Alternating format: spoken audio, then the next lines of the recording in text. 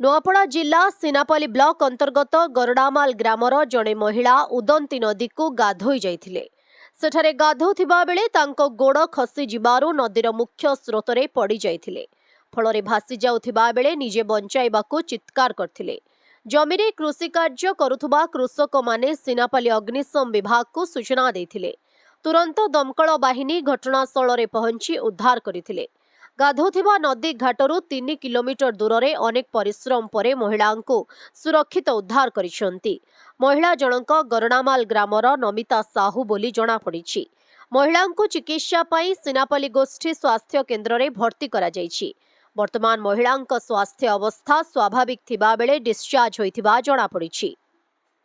FM 680 सीनापल्ली दम केन्द्र रे कार्यरत अछि राजनियार आमे डाकिबा अनुसार गलु पर देखलु जे उदंती नदी रे जड़े झील पिलाटा भासिकी आसुची ता ढेउ एवं स्रोत बेसी प्रखर थिला।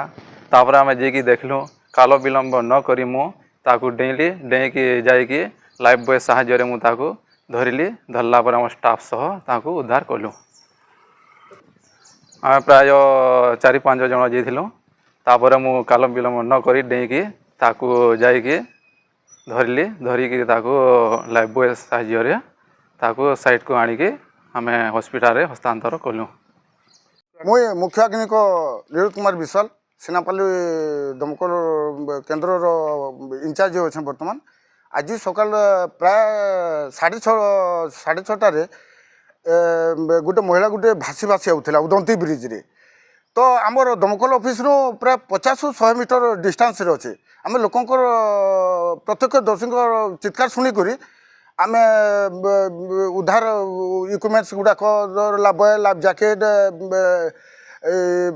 लाइफ लाइन यहाँ धरिक आम धाई धाई गलु माने दौड़ी कर गलु। देखलु जो उदंती ब्रिज पाखे पहुँचला देखलु गोटे महिला गोटे भासिक आउे सांगे सांगे आम मोर सहकर्मी मैंने मोर ये मैंने आम मिसिक समस्ते ये नदी में पहरी पहरी जाकि प्राय गोटे किलोमीटर डिस्टेंस ताके उद्धार कलु जीवित उद्धार कलु। बर्तमान तार आम तापर ये मेडिकल सेनापल्ली गोष्ठी स्वास्थ्य केन्द्र के स्थानांतरित कलु।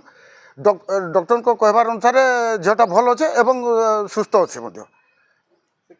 गोड्रामाल ये गाधे जाऊला समय परिवार लोक कहबार अनुसार से गाधे जाइला।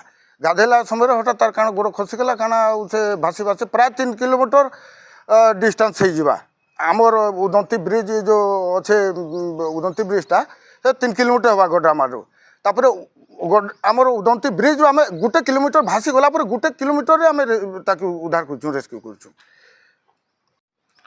FM 859 सत्यनारायण पटेल सीनापल्ली दमकल केन्द्र में आग्निक भाव कार्य करे।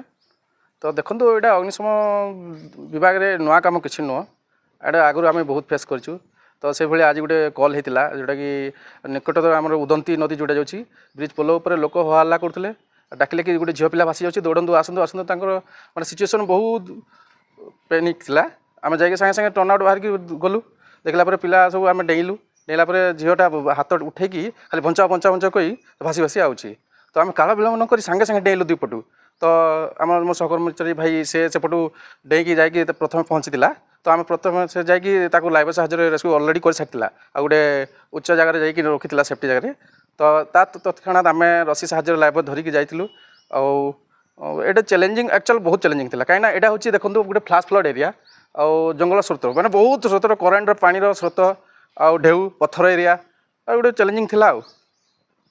नुआपड़ा जिल्लारू जगन्नाथ सागर रिपोर्ट ओडिशा हाइलाइट समाचार।